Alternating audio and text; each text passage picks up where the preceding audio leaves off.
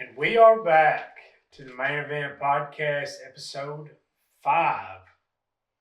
Correct? 5. Our numbers are all messed up. Yeah, I'm a little confused on that.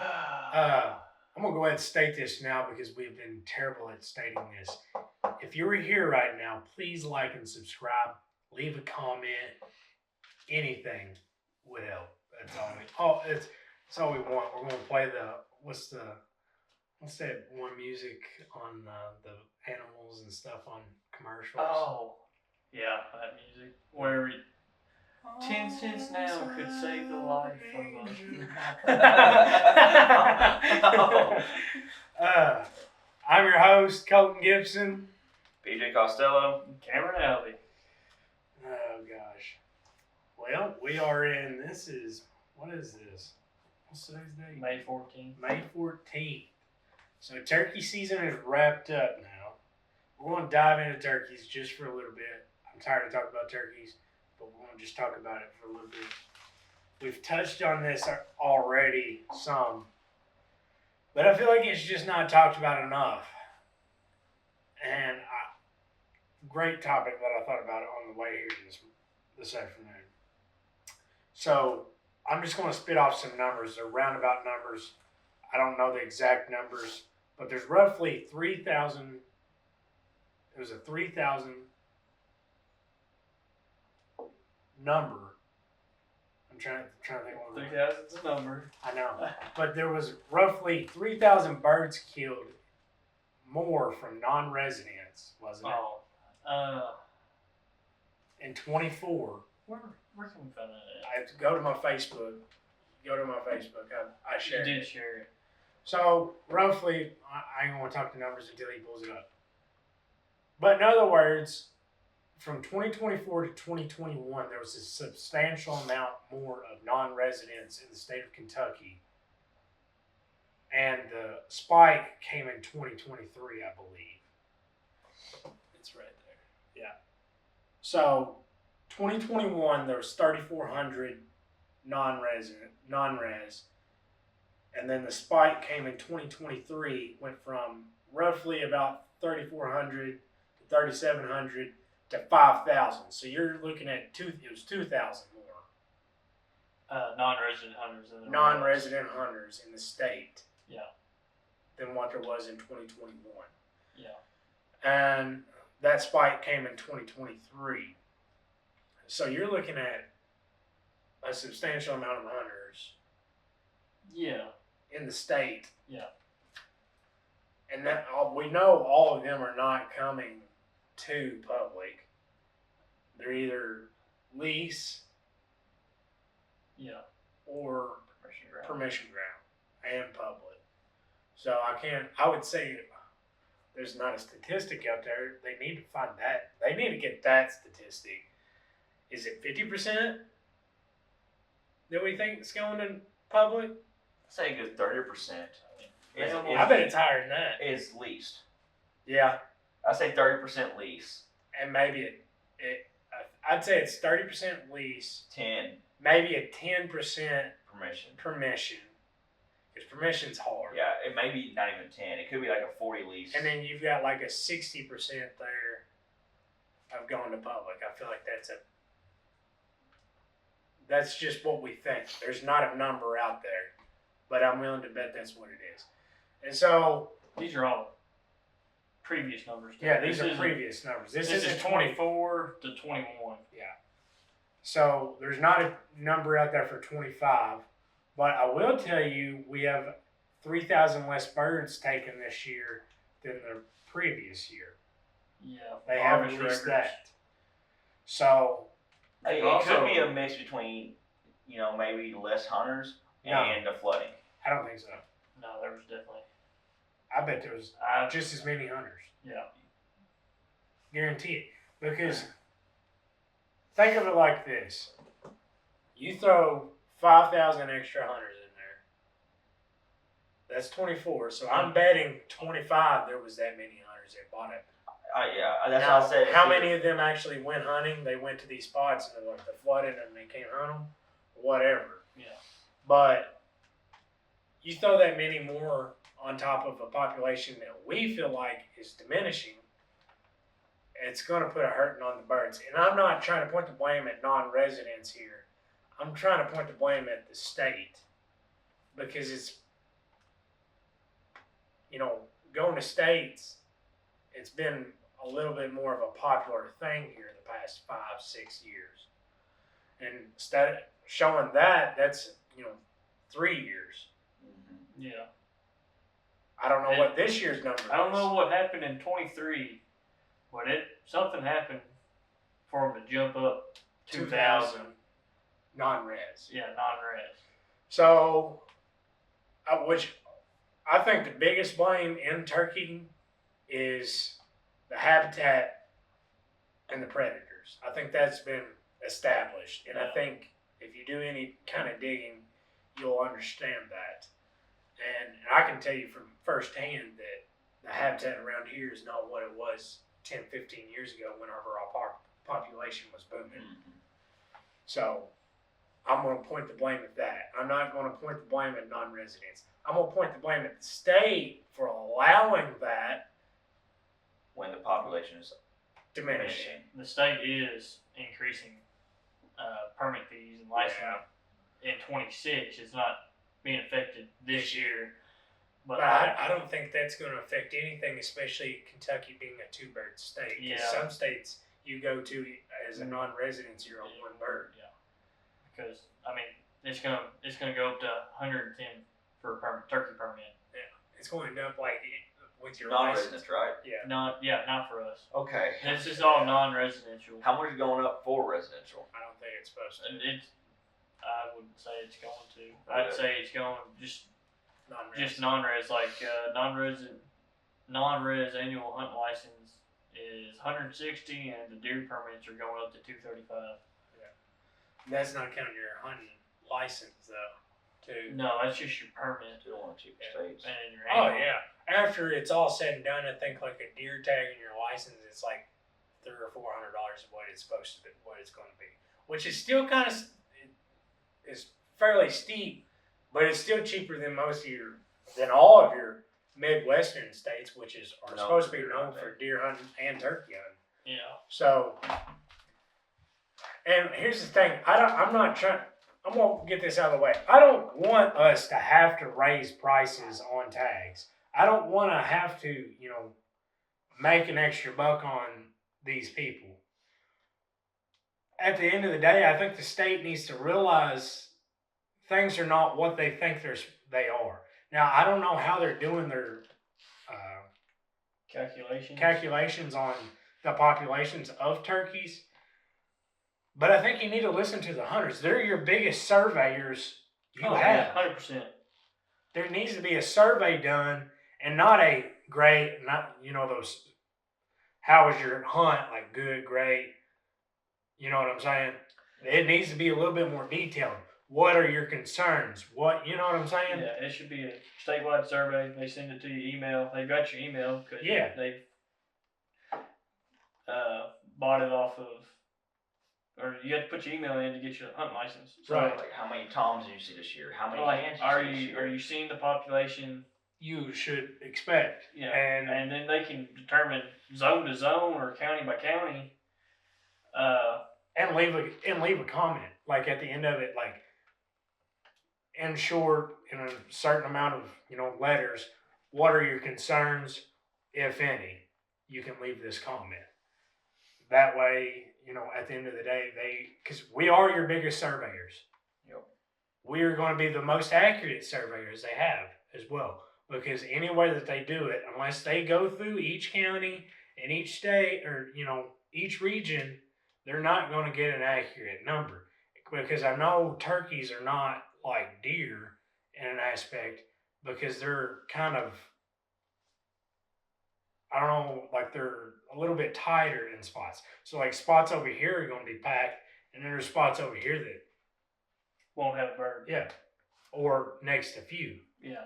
So I think that needs to be brought upon the state to help with them making regulations either tighter or better. Yeah. And like I said, I'm not trying to point the blame at non-residents whatsoever. I want them to come here to hunt because I want to go to other places to hunt. I don't want to go to a draw state. You just want good hunting for everyone. I want good hunting for everybody, just like every state wants. I don't want to have to go to a draw state. I want everybody to be able to go out there and have a good hunt. Now, I'm not saying there should be a turkey behind every tree, but it should be enough to where I should feel able to take a bird off the land and not feel like I'm affecting the population. Yeah. Because that's to the point where where I'm at here. Yeah. You know, so it's tricky. You know, I think the state needs to come to accountability for that and maybe realize the way they're getting their population is not as accurate as they might think. And I'm not trying to call out scientists and all this and that because I know they probably know way more than I do. Yeah. But I can tell you firsthand from many people, you got 3 guys sitting here that can tell you that the population here in this area is not what it was 10 years ago. End of story. And I know I've preached on that for the past, Every episode. 5 podcasts now. So, I definitely think some changes need to be done. For sure. And I'm not trying to say, like I said, non-residents or trying to raise tags. That's the last thing I want to happen. I don't want somebody being priced out of going and hunting, for sure. Mm-hmm. I want to be able to go to North Dakota or South Dakota or Colorado for a reasonable amount to hunt. You know, it shouldn't be a rich man's game. We don't want that to happen, but it's what it's becoming because of populations. Yeah. And regulations. And I don't see why the state would keep allowing the 2 bird limit. It's not like populations are out of hand. No, I think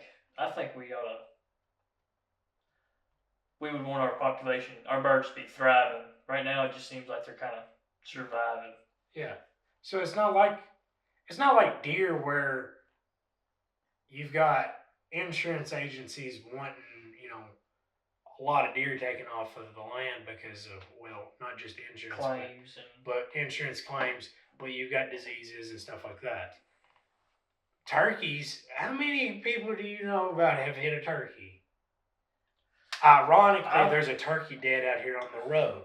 Ironically. I don't know if y'all noticed that. I've probably only seen like a handful of turkeys dead on the side of the road. From cars being hit. Yeah. So, very I can't seldom. understand why the state would be okay with keeping the bag limit at a 2 bird limit. And you know what I'm saying? Mm-hmm. If you understand being in conservation and not having too many birds on the land, because it can lead to diseases and all sorts of other things. But like you said, they're to the point now where it feels like they're just surviving and not thriving.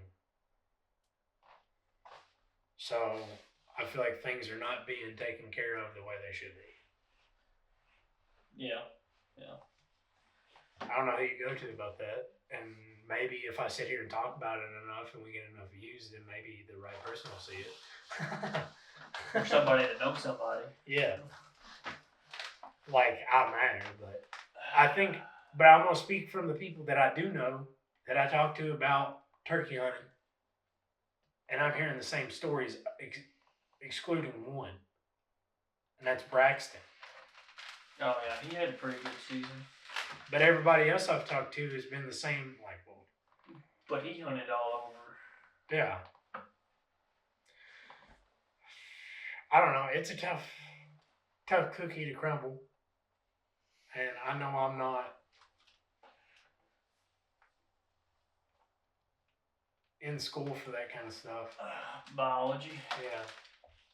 But I don't think it takes a rocket scientist to know something's up. There's needs not to change. Yeah, the birds here that were here are not here anymore. I do know, I will say this, habitat has got to be like the number one thing in all of this. I've noticed a lot, like on our farm now, since we have had timber cuts, there's a lot more places for birds to go and nest, and there's a lot more vegetation. And just wait for all the underbrush Yeah. to start coming And that's up. like next year. I'm excited to see that. So I'm hoping with that we'll see an incline. an incline. And that's another thing I think a lot of people are avoiding is cutting timber. Yeah, why shouldn't you cut your timber? I mean, go out there and select cut. I'm not saying clear cut it, but Right. a select cut will definitely benefit you, and underbrush burnings will every couple of years is Yeah, definitely gonna hurt you. No. It's more beneficial than it is Hurt. Yeah. I don't understand why a lot of your farmers or farms around here are not doing that anymore. And I'm not really sure why. Because one, you get paid. You get a lot of money from it. Yeah. And number two, it's going to help the habitat, which I think that's the number one thing. Too good.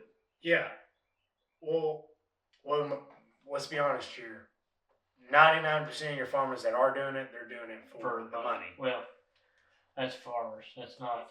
Well, I think there's like a 5% here, 10% here Yeah, most that are landowners doing it for the habitat. Yeah, most landowners are farmers or Yeah. have at least out to farmers. Yeah. You know, so And are only doing it because of the money. I'd say very select few have pieces of land for recreation, for hunting, that will take these steps to better their environment, The habitat. their habitat. So, I don't know how you need to get that word across to other people. And it's not like you can get the word across to farmers because it is their land. And I'm just a guy that wants to hunt. But if they did it, more money.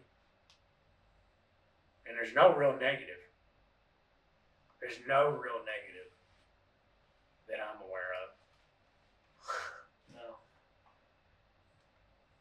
The only thing that I have a problem with is like cutting some of these older trees that, like, we've got a couple of oak trees that we've got on our farm that are well over 200 years old, and they will never be cut.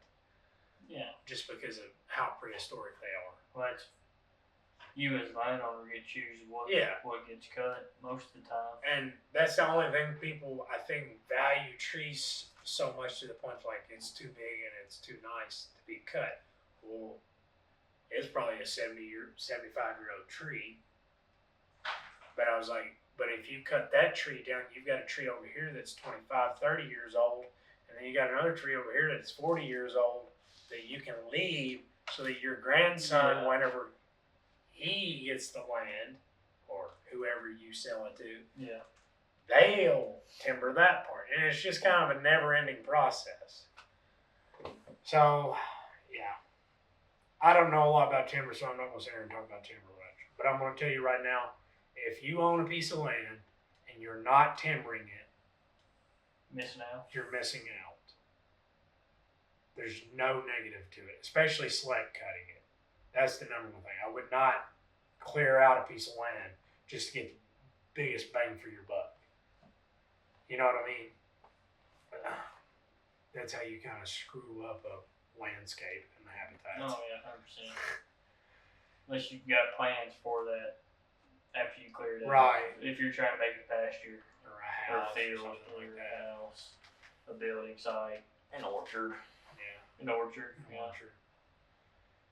Enough of that. We'll hop off of that. I'll get off my soapbox now. I'm going to probably preach on that till I'm tired of talking about turkeys, even though I am a little bit tired of talking about turkeys already. So, we are in May now, and it is food plot season. Yeah. From now till about, I guess, mid-June. If you ain't got your beans in by mid-June, you're probably going to be hurting. Gonna have some late beans. Yeah. And that's if you get rain. Yeah, they'll be short probably. So I recently put in a food plot, and I did it to my best abilities with what I've got. We do not have a planter. We don't have. All we have is just a seeder, broadcast seeder. That's all we got. Better than nothing. Yeah. And I kind of want to do a series on it, and just kind of keep y'all updated on how it is. And it's probably going to be just something of like budget soybean food plot. Because what I did is not much different than some people that already have these implements are either in a tiller or some kind of pull behind disc. If you've got those two things, you don't even need a disc if you got a tiller. No. And I think the primary thing is doing this the first time. And then after that, you won't need all of, you might not need, you probably won't need a tiller anymore. Once you till it one time, the next year you can just rough it up with a disc and then seed it. So all I did was a tiller. I tilled it back in early March. It had been bush hogged already. I tilled it, and then I went through and I disked it Saturday. Broke up the ground. Well, I ran it over with a bush hog just because the grass and everything had already gotten about 1.5 feet tall. And I'm going to tell you right now, I bush hogged it, and I walked it out before I bush hogged it because I did not want to run over a turkey nest. Because here I am preaching about no mow May. And you're out here mowing. I'm out here with a bush hog mowing. So I walked it out. The grass was only about 1.5 feet tall, so I wasn't super worried about a nest, but I went ahead and walked it out anyways. And mowed it, disked, and then we went through and broadcast soybeans. They're glide resistant soybeans. I would recommend getting those because last year I broadcasted seed and the weeds overtook probably 75% of it. Yeah. So this year I got the glide resistant soybeans, so I can go through and spray glide on them, and I don't have to worry about the soybeans dying. It kills all the weeds. Yeah. Soybeans will come up once they get up big enough. I won't have to spray again, and I'll be good to go. But I'm probably going to do a series on that just so y'all can see what it looks like. That you do not need a $10,000 seeder or a no-till seeder. You can buy cheap ones like either old 3-row. Oh yeah, get on Marketplace. You can get old 3-row You can use seeders for single row seeders. Yeah, you can do that. Would be awful. It would take a long time, but it's better than. As long as it took me doing what I did Saturday, I would hate to have a 1-row seeder. Well, it also depends on the size of your food plot too. I mean, yeah. But as far as what I did, it would probably work for any food plot you're doing. Besides turnips, obviously you can't spray glide. So exclude glide from any other food plots between soybeans and corn.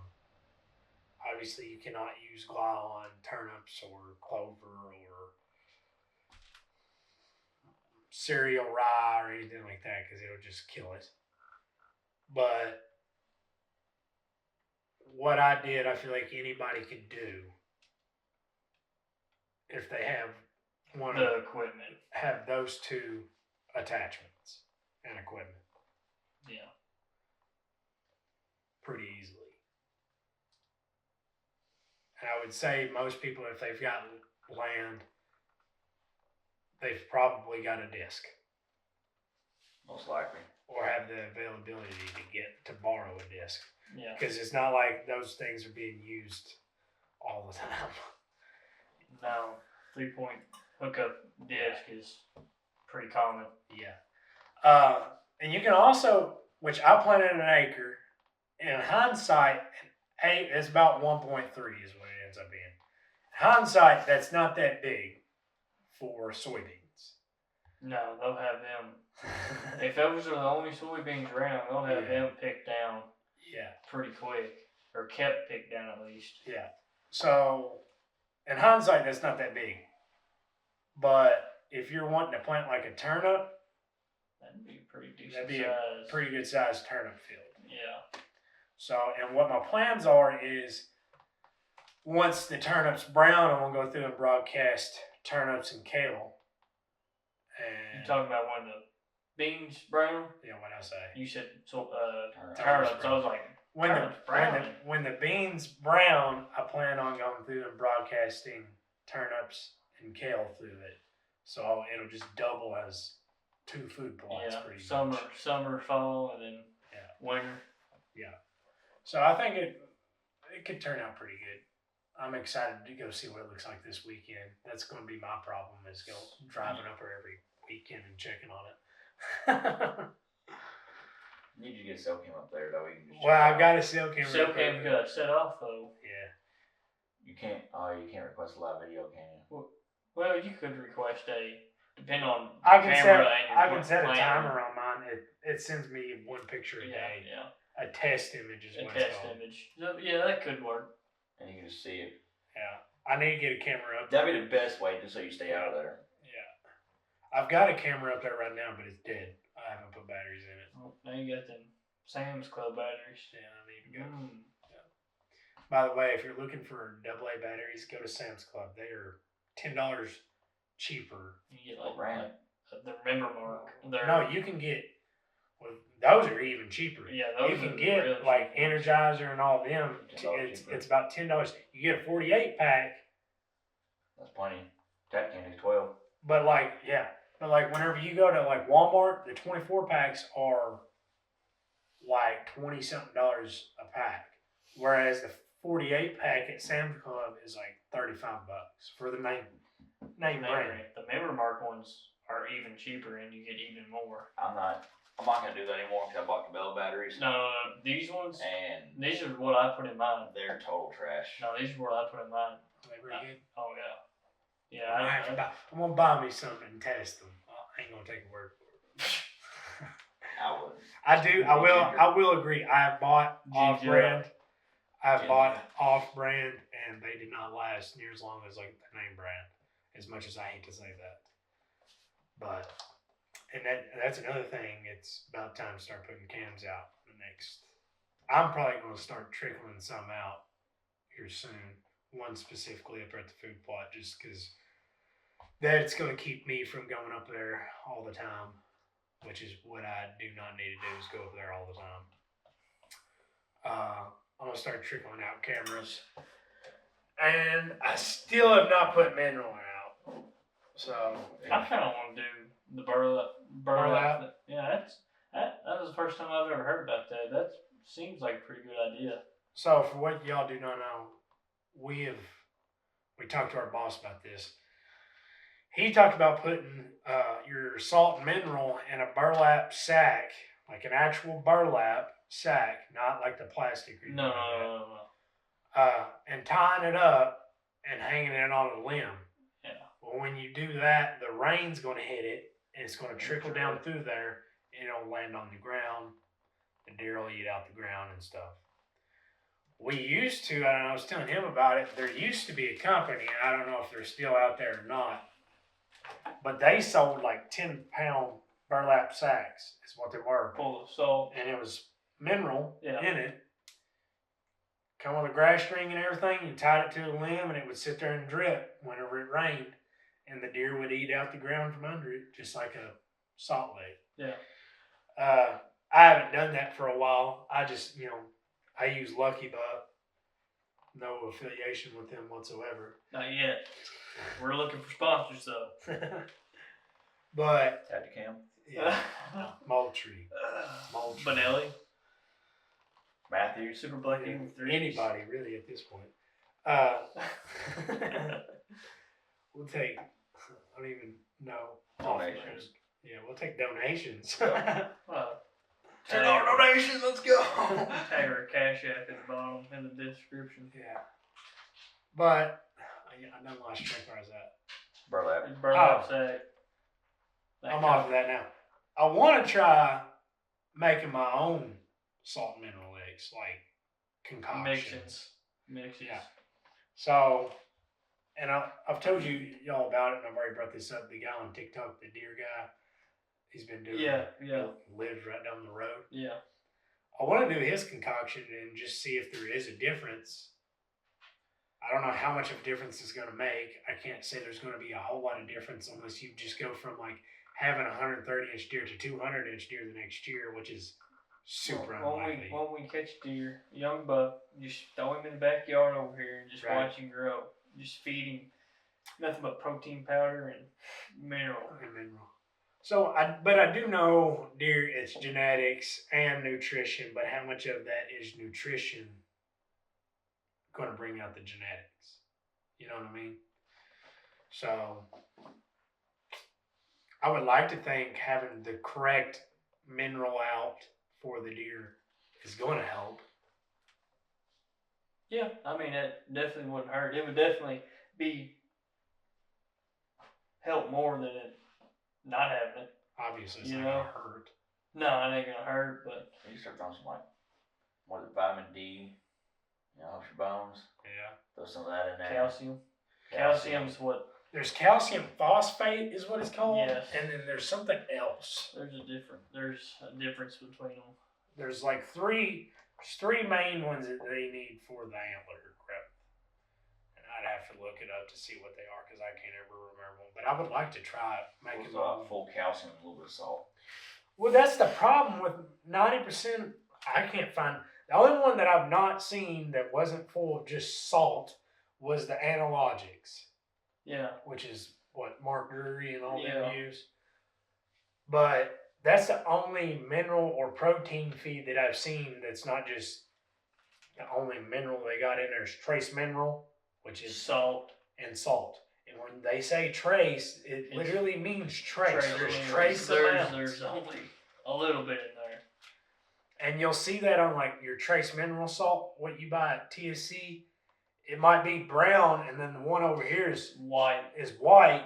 Well, the brown one is pretty much no different than the white. That's why I told my buddy last night. He said, "Yeah, I went and bought some mineral block or whatever." I said, "Just go to the feed store, buy you a salt block for cattle."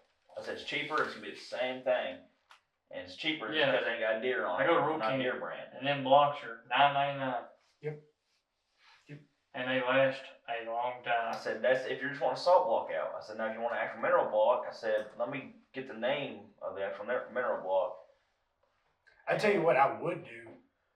Like if I'm making my own, like what I plan to do is I'm gonna take a bucket of that Lucky Buck and throw in it just for the attraction point of it, because it smells wonderful. And yes. It smells like some kind of Kool-Aid. Deer Kool-Aid. Yeah, it does not taste like it. I'll tell you I'd that. say not. It's just pure salt, by the way. I love how he knows. I tried it. I've I tried wanted it to try too. it. I'm like, why are the deer just like this? There was a guy on TikTok. Speaking of TikTok too much. That's where most of our information comes from. Yeah. He done a Lucky Buck steak, I saw it. and he said it wasn't that great. No. I can see it not being that great. Yeah. Yeah, you put like I couldn't tell you steak that.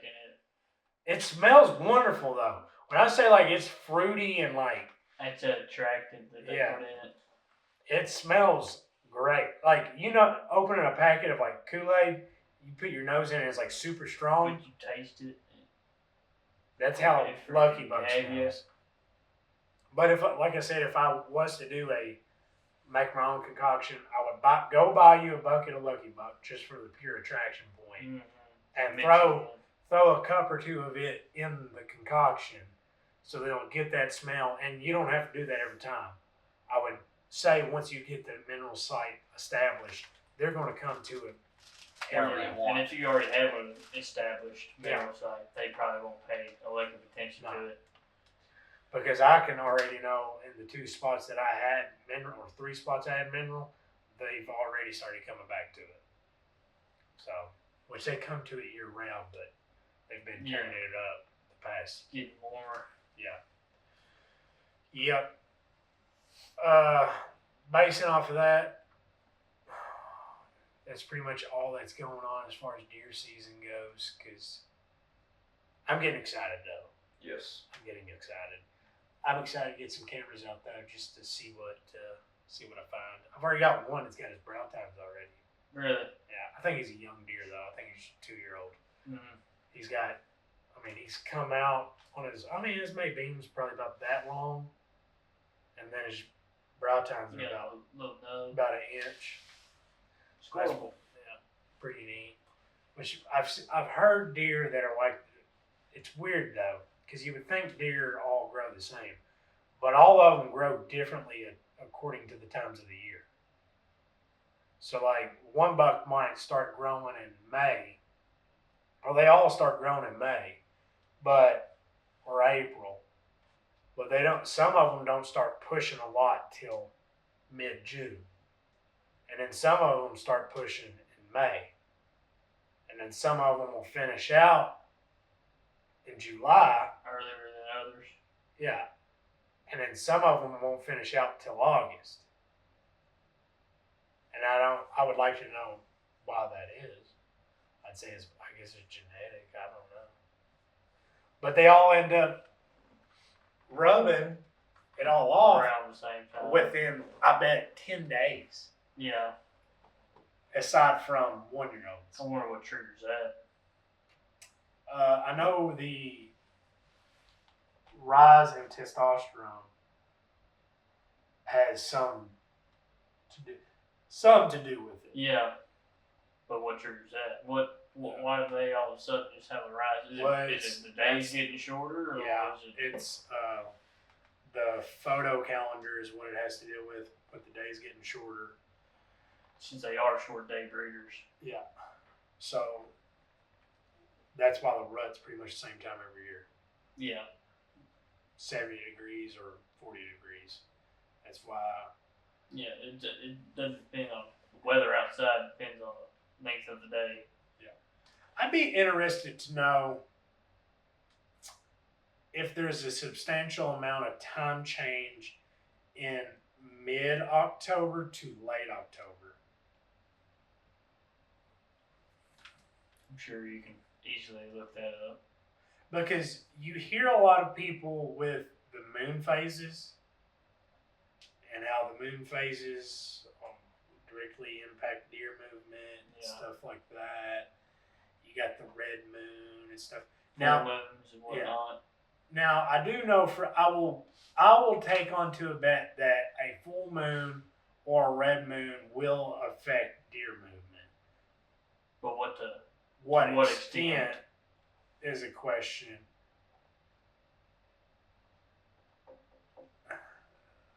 I'm trying to think of something here and a way to word it, because a lot of people claim it, and I'll agree to an extent. Mm-hmm. But I don't know to what extent it stops that. You know what I mean? Mm-hmm. At what point would photo period come into play of that? You know what I mean? Mm-hmm. It'd be interesting to know that. And I know there's been some studies done on full moons throughout the whole year, and deer movement increases. Yeah. Even like in June or something, for say. Like there's a full moon in June. What's it say? Or do you see anything? It says in October, the sun is up for approximately 16 minutes less from the beginning of the month to the end. Is that in Kentucky? Or does that matter? I don't get that matter. I don't guess it really matters. I don't look. Actually, it would matter if you're like north or south. Yeah. That's still not a lot. I was expecting like Over 30, the length of 40 daylight, minutes. decrease significantly from beginning to the end of the month. The difference in daylight. Well, it says here, it says differently. This is 60 to Lexington, 60 to 70 minutes, with sunrises getting later and sunsets getting earlier. That's time change. Yeah. Because we go back in October anyway. Yeah. Yeah. That's what one thing was saying. He was saying 60, 70 minutes. 60, 70 minutes. Yeah, that would be time But they change. say because it's time change. But the actual difference in the sun being up from daylight to Technically, dark. that would be correct. 16 minutes. Yeah, but I'm talking about the 60 deer don't. minutes. The deer don't notice. No, those- technically 60 minutes would be correct because we go back an hour.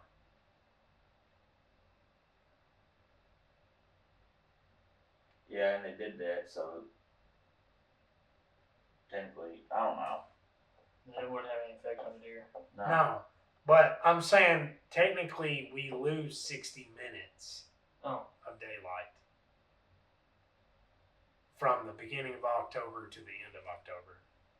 You know what I'm saying? Excluding time change. If you took time change out, there would be 60 minutes less of. You know what I mean? So we gain an hour in It the says there are 31 days in October. We typically lose about a minute or two at sunrise and sunset a day. So that's 30 Yeah. minutes. That's Yeah, so 60 to 70 minutes. So there you go. So there's a I think that's a drastic amount of change. 1 hour in a month. To Yeah, start- I mean, that's to start triggering them, well, that's that pre-rut. and that also would mean a boost in testosterone. Yeah. That's why you see most of your deer movement, or you see a lot of deer movement in late October, going into November. Of course, November's rut. You'll start losing those bucks you had in there in the summer and fall Yeah, at the end of October. we tend to see ours September. Move. Yeah. I'm trying to Well, think. September they're going from their summer patterns to their fall patterns. Yeah. They go hard horned is the big thing. Yeah. And I think that has to deal with testosterone too. I'm pretty sure it does. I don't know the pure facts behind it, but that would make a difference. But that is kind of weird. I've never thought about that till now. You learn something new every day. Well, we think we learned something new. We don't really know for sure. We might not be right. We might be totally off. Yeah, we might be. I bet it is. You might though. just be like, these are a bunch of idiots. That gives you something to think about. Food for thought. Has anybody ever thought about that? I'm sure someone has. I'm sure somebody Yeah, has. we just have never thought of it. I never thought of it. That's why you see a trigger. We just weren't asking the right questions about why, when, and where. Right? We probably look like a Who? bunch of idiots right now. Oh, for Some sure. dudes on there, you idiot, I could have told you that. I've known this for 20 years. I've been hunting since you weren't even a thought. Knee high to a grasshopper. I knew we lost 60 to 70 minutes in October. And that's why the deer get triggered. Shut up.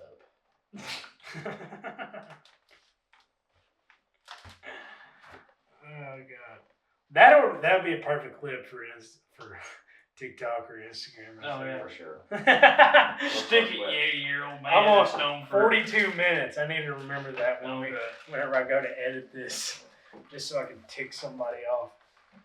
But no, that is interesting to think about it because I've never thought about that, nor have I ever heard as much podcast and hunting that you watch. that I watch and talk about. I've never heard of anybody talk about that.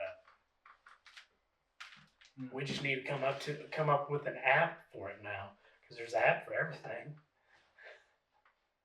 You sent a reminder. Yep. Yeah, thank you. Mhm. Yeah. Because I'll forget. But it'd be interesting to know to do a study on that. Let me go put on my lab coat and we'll start studying. You know what I'm right saying now. though? Because there's got to be a trigger. There's got to be a certain amount of time. There could be researches. There could be studies already out there. We just have not heard When about is their main spike of test. testosterone in October that starts triggering The pre-rut activities. pre-rut whatnot. activities? Because I guarantee you, it coincides I'm sure it does. with the amount of daylight. Yeah. which also happens to coincide with a full moon and a red moon. It got- could just be a coincidence. I don't think it's coincidence. I think if you got all three of those in play with a nice cold front, you've got the perfect Storm. storm for deer movement. Could be right. Could be right. Don't wait to prove it. But I feel like that's the one thing that's missing out of all of it that nobody's ever talked about. The rise of testosterone. No, not the rise of testosterone, but the daylight. Yeah. Losing the amount of hour. How many minutes of light are we losing in the month of October?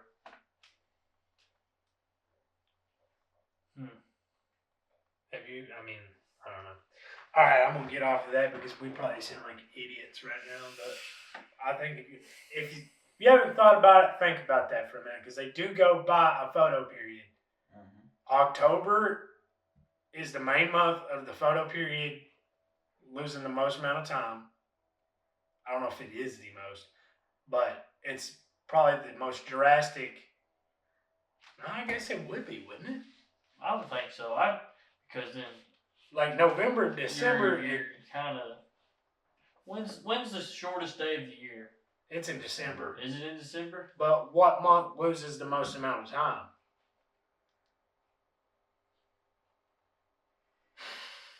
Google We man need over this here. guy with a MacBook over here. I'll Just start bringing Chelsea's. What'd you say October? I'm gonna be ticked why would you be ticked? because I'm just proving myself right. Why would you be happy to be ticked? Come on, tech guy. Come on. You gotta type faster. You gotta have to read faster too. Yes, wrong? November. Is he It's wrong? November. Well, that's northern hemisphere. Hold on. We're northern hemisphere. Yeah, Okay. we're in the northern. In the northern hemisphere, the WTHR says September sees the greatest loss of daylight, particularly in the area near the fall equinox. Testosterone right This is there. because the Earth's tilt changes, the sun rises later, etc. each day. Wow. You're Didn't just know that. You're just a month off. I'm not though because you think about that. September they go with hard-horned. We were talking about October though. Yeah. So you were wrong. so Either you way. were wrong. You hear her first. See, now Cole you Gibson was backtrack. wrong. Pre-rut That's the activity. gaslit. Pre-rut activity starts in October.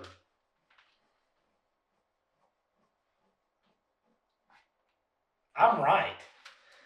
Technically, you're wrong. You said October. Dumbass. They might have the most drastic amount of. How much time do they live? How much time do they? I wonder how much time we lose in September. We're asking questions that probably don't matter, but I'm on to something here. You just think you're onto something.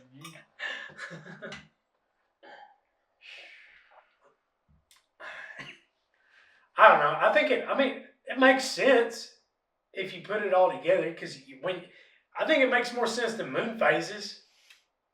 Wow. September, this is Indiana, but we'll lose Close enough. approximately an hour and 10 minutes of daylight. That's 70 minutes. So you're going from 12 hours and 58 minutes of daylight beginning of the month to 11 hours and 48 minutes by the end of the month. There you go. Still quite a bit of sunlight. So you go September, and then October you get another hour pretty much lost. But isn't 70 minutes an hour and 10 minutes? Yes. You lose 70 minutes in October, 60 to 70. But I yeah, just meant in September. You still got. I was just saying it's still quite a bit of sunlight in the day. so in that photo period, I definitely feel like there's obviously a significant amount of change, thus triggering pre-rut activity and testosterone rise. We got it down to the science now. We do. We need, you know that We ought to meme come out with with that a- woman with the math equation on her head? We need to add that in. That's my brain going on right now. We gotta just. Hold up. You gotta do a, what's that called? For YouTube, before you click on it. Clickbait. Yeah, you gotta do a clickbait. Thumbnail. Turn. Thumbnail. Thumbnail. Yeah. You gotta add the. I don't know. I mean, something to give somebody to think about. Somebody that's smarter than us could probably figure it out. And if you do know, comment on it. Yeah, So we if can know, there's like, research done on that, I Help would love us. to hear about We it. are struggling. We are struggling hard right now. None of us have We don't even know any what kind we're of college talking about degree. right Let's now. let that be known here. Oh. Actually, well, not a degree. Oh. This guy went to college for a semester. Hey, I do have a Yeah. certificate. I've Yeah. got 2 He's got a certificates. certificate. Wow. I've got 2 certificates. The only thing that would be helpful in that is a study. Purely. Well, just go put our lab coats on and put our safety goggles on. I'm gonna go become a biologist. You would have to do a We'll see you study. in 6 years. And the study would consist of, arrangement of deer, and you would have, there would be no control though. Too many variables. Yeah. But like you could see how you would have to do, this would be a multi-year study. Mm. So you would have to have like 2 or 3 different groups of deer. And each, you would have to record times of daylight each year. I'm telling you how this is I'm going. trying not to laugh. You would have to record times of daylight on each month of September and October.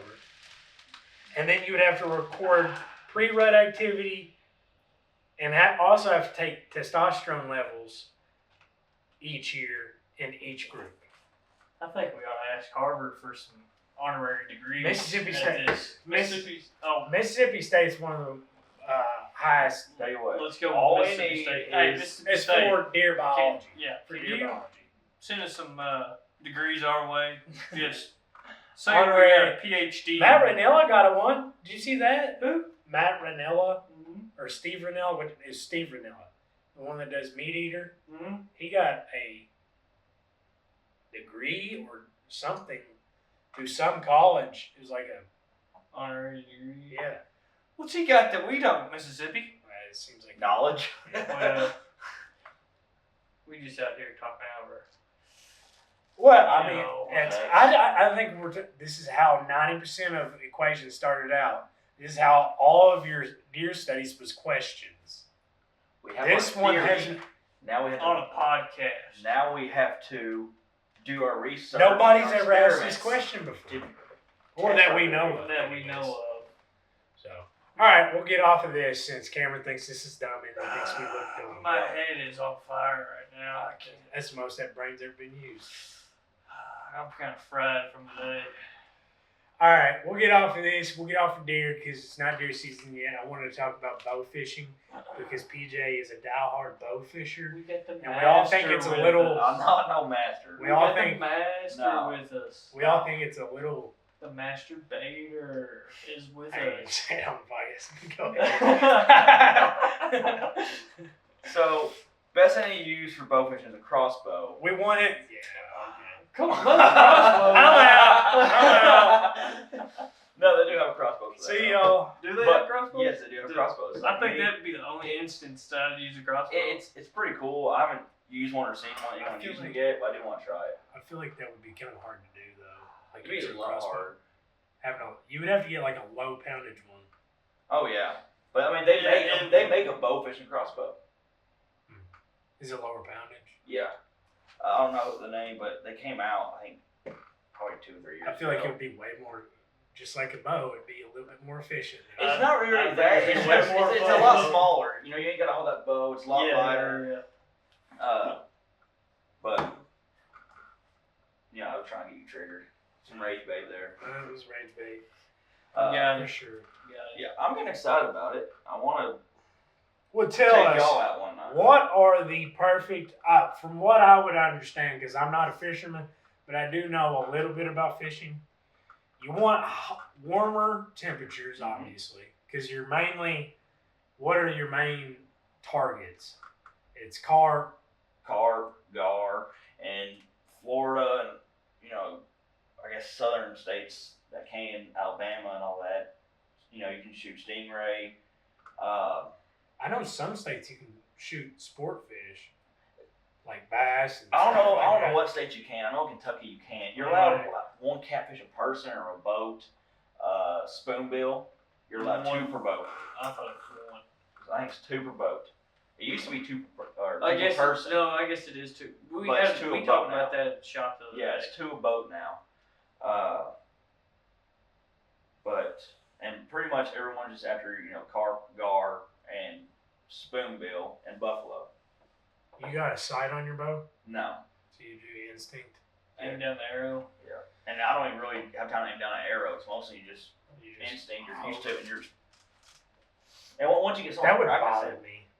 Colton loves it. not having a sight on it. That bothered the crap out of me. Yeah, but you might have a sight on it, and you're having to use that a sight fish and is move around. swimming. And the difference is how it's the what do you want to call it? Refraction. The refraction in a water. How do you guys aim? You gotta aim below them, don't they? Don't you? Yeah. Yeah. Like Quadded. Like depends on how far they are. I mean, underwater? Or is it how far Yeah. they are? How far underwater they are, how far out they are. I mean, It comes into play with You just gotta go. You just gotta have a feel for it. and it's really one of those things that you can figure out pretty well how far to aim. You'll start shooting, like, oh, it's above that time. Well, next time aim a little bit lower, and you can see the arrow a lot of times, and you can see like either bounce off their back or skim over their back. It's a lot of fun.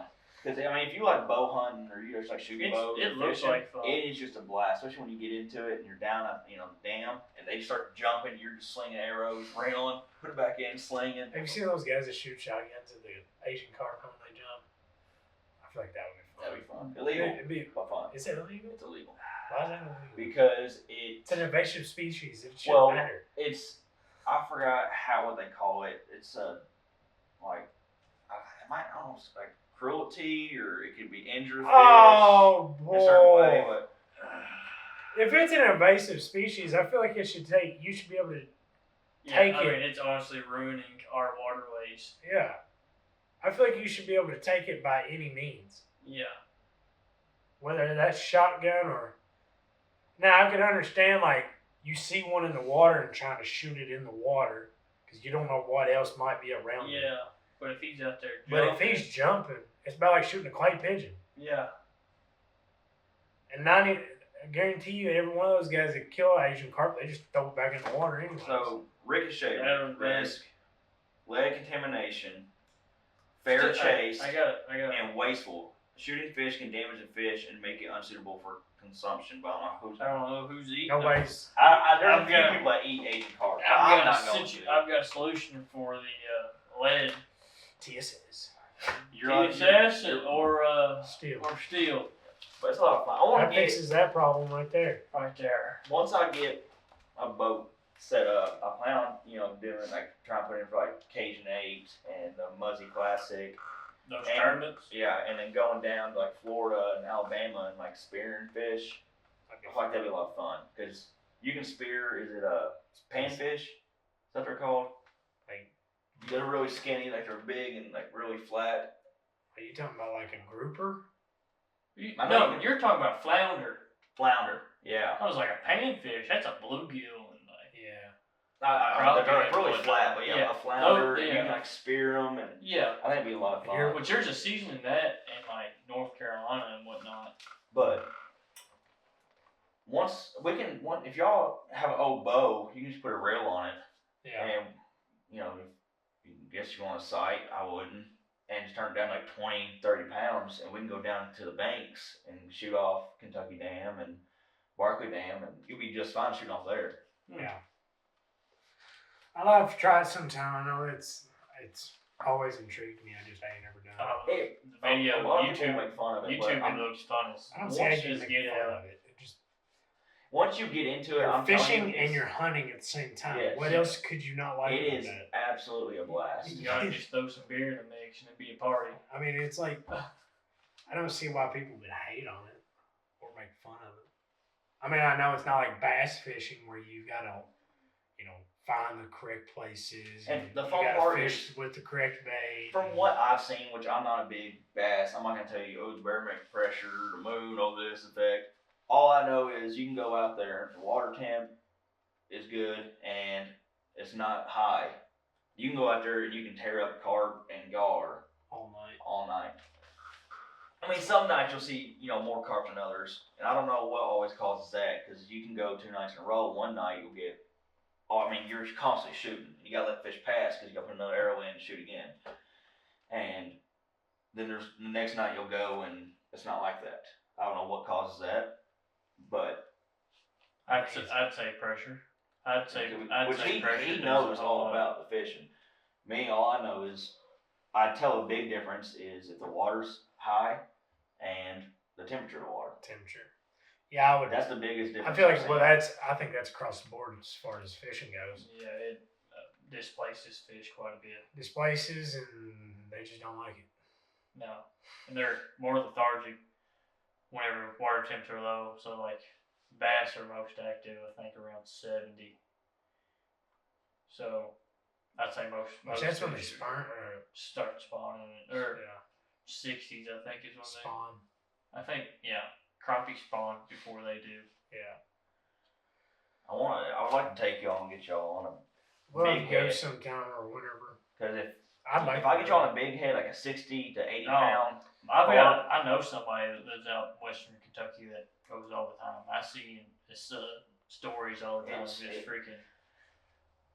and all the guys, when you go to like the local tournaments down there, Justin Cook, he's one of the guys, and I don't know if he's the main guy or vice president over the BAA, which is Bow Fishing Association.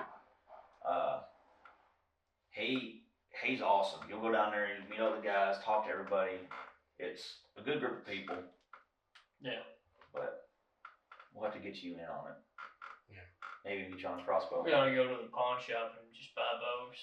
Yeah, you can get a cheap one. Let's get like a single. Yeah, they weren't that expensive when we went to the pawn shop last time.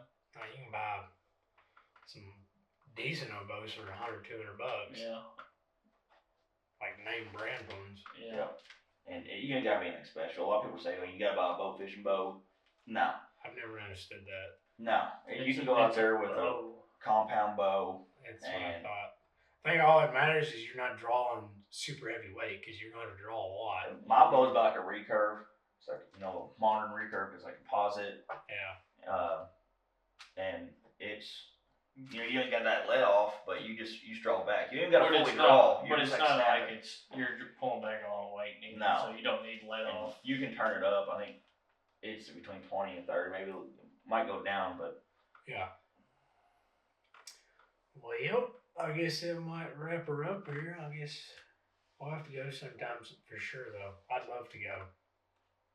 I'd love to go. We're just Well, not taking my boat. June. No, we can just ride down there together and just Yeah. test it out. We can stop at Force Feed'em, see Where? Max. Who? Force Feed'em. He owns a bow fishing shop down there, Yeah. and he has everything you need. And instead of going to Cabela's somewhere, we can stop in there, get your shoot through rods, and he'll put your finger grips on there and everything else. And Yeah. Well, we'll probably wrap it up here. We're going to try to we've got a guest lined up.